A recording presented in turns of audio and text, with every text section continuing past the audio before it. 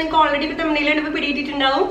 ബിരിയാണിയാണ് കേട്ടോ. കുക്കറിൽ നിങ്ങളിപ്പോൾ ഈ പറയുന്ന സമയപ്രകാരം ഒന്ന് ചെയ്ത് നോക്ക്. ഒന്നും ഒട്ടാതെ അടിപൊളി ബിരിയാണി തയ്യാറാക്കാൻ പറ്റും. നിങ്ങൾക്ക് ഇഷ്ടമുള്ള ടൈപ്പ് പച്ചക്കറികൾ അതിന് വേണ്ടി ഉപയോഗിക്കാം. പിന്നെന്താ, നിങ്ങൾക്ക് ഇഷ്ടമായി ലൈക്ക് ചെയ്യാനും കമന്റ് ചെയ്യാനും സബ്സ്ക്രൈബ് ചെയ്യാനും ഒന്നും മറക്കരുത്. അപ്പൊ റെസിപ്പി കണ്ടോക്ക്, ഇഷ്ടമാവാതിരിക്കില്ല എന്തായാലും.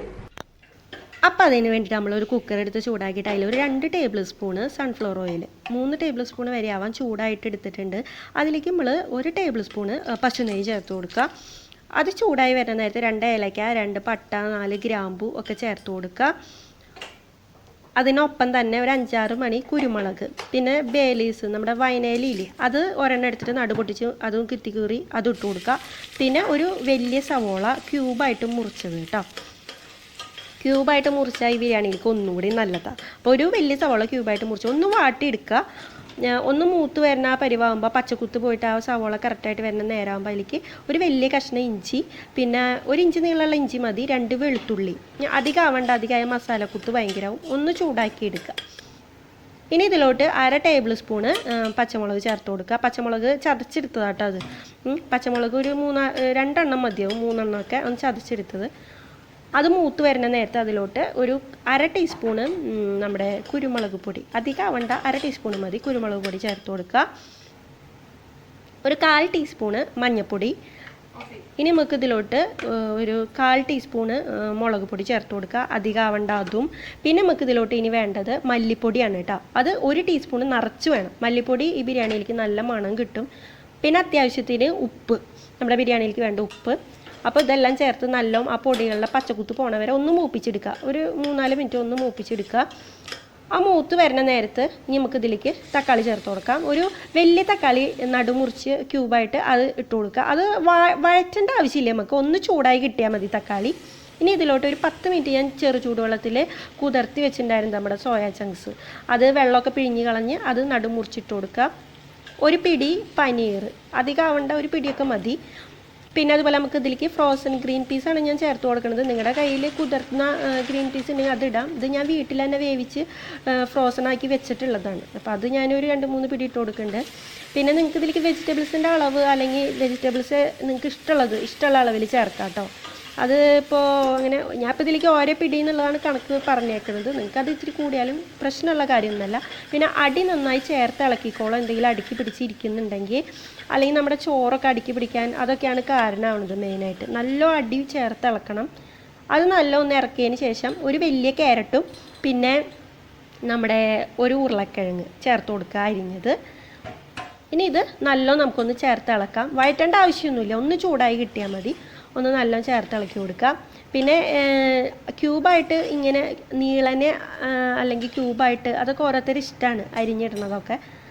പിന്നെ നമ്മുടെ അരി, ഞാൻ നമ്മുടെ ലോങ് ഗ്രെയിൻ അരിയാണ് ഇട്ടെടുത്തേക്കുന്നത്, ബസ്മതി. നിങ്ങൾക്ക് വേണമെങ്കിൽ ജീരകശാലി എടുക്കാം. ഞാൻ 10 മിനിറ്റ് വെള്ളത്തിൽ കുതിർത്തിയിട്ടുണ്ടായിരുന്നു. 2 കപ്പ് ബസ്മതി അരി. അത് ഇനി ഈ പച്ചക്കറിയിൽ നമ്മുടെ വെജിറ്റബിൾസിലേക്ക് നല്ലോണം ചേർത്ത് ഇളക്കുക. ബസ്മതി എടുക്കാം, പിന്നെ കൈമ റൈസ് എടുക്കാം, പിന്നെ നിങ്ങൾക്ക് വേണമെങ്കിൽ പൊന്നി അതൊക്കെ എടുക്കാം. പക്ഷേ ഞാൻ എപ്പോഴും ലോങ് ഗ്രെയിനാണ് എടുക്കാറ്. 2 കപ്പ് ബസ്മതി അരിയിലേക്ക് 3 കപ്പ് ചൂടുവെള്ളം, അത് മറക്കരുത്, പച്ചവെള്ളം ചേർക്കരുത്. നമ്മുടെ അരി ഉണ്ടല്ലോ വെകിടിച്ച് പോവും. വെകിടിക്കാന്ന് എന്താ പറയുക, ഇങ്ങനെ കറങ്ങിലിക്കാന്നൊക്കെ പറയില്ല, അങ്ങനെയായി പോവും പച്ചവെള്ളം ചേർത്ത്. അപ്പോൾ ചൂടുവെള്ളം ചേർത്തോളൂ കേട്ടോ.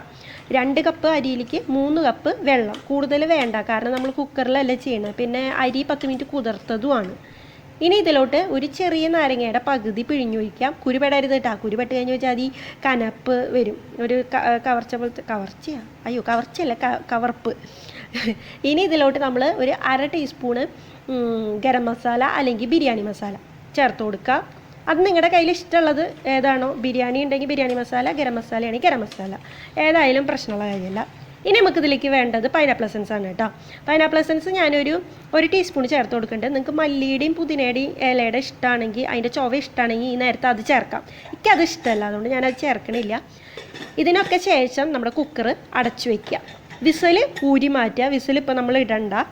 ഇനി നല്ല ഹൈ ഫ്ലെയിമിൽ വെക്കുക തീ. നിങ്ങളുടെ ബർണറിൻ്റെ ഏറ്റവും ഹൈ ഫ്ലെയിമിൽ തീയാക്കി കൊടുക്കുക. ഇനി ഈ വിസലിൻ്റെ ഉള്ളിൽ കൂടെ നമുക്ക് നല്ല ആവി വരണം. ഞാൻ നിങ്ങൾക്ക് കാണിച്ചു തരാം കേട്ടോ അതിൻ്റെ പരുവം. കണ്ട, ഈ ഒരു പരുവത്തിൽ ആവി വരണം ശക്തിയായിട്ട്. തീ ഈ നേരത്ത് ഹൈ ഫ്ലെയിമിലാവണം കേട്ടോ. ആ ഹൈ ഫ്ലെയിമിൽ വെച്ചിട്ട് വേണം ഇങ്ങനെ ആവി വരുമ്പോൾ വിസിലിട്ട് കൊടുക്കുക.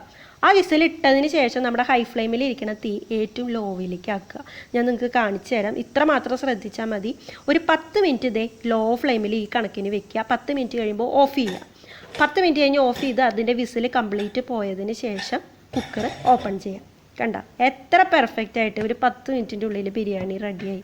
കണ്ടില്ലേ, ഒന്നും ഒട്ടാതെ. നിങ്ങൾക്ക് മനസ്സിലാവുണ്ടാവുമെന്ന് ഞാൻ വിചാരിക്കുന്നു. ഞാൻ നിങ്ങൾക്ക് ഇത് ഇളക്കി കാണിച്ചു തരാം. കണ്ട അടിപൊളിയായിട്ട് വന്നിട്ടില്ലേ നമ്മുടെ ബിരിയാണി. വെജിറ്റബിൾസ് ഒന്നും ഉടഞ്ഞു പോയിട്ടേ ഇല്ല. ഒരു അരിമണിയും ഒട്ടാതെ പെർഫെക്റ്റ് ആയിട്ട് കിട്ടിയിട്ടുണ്ട് കേട്ടോ.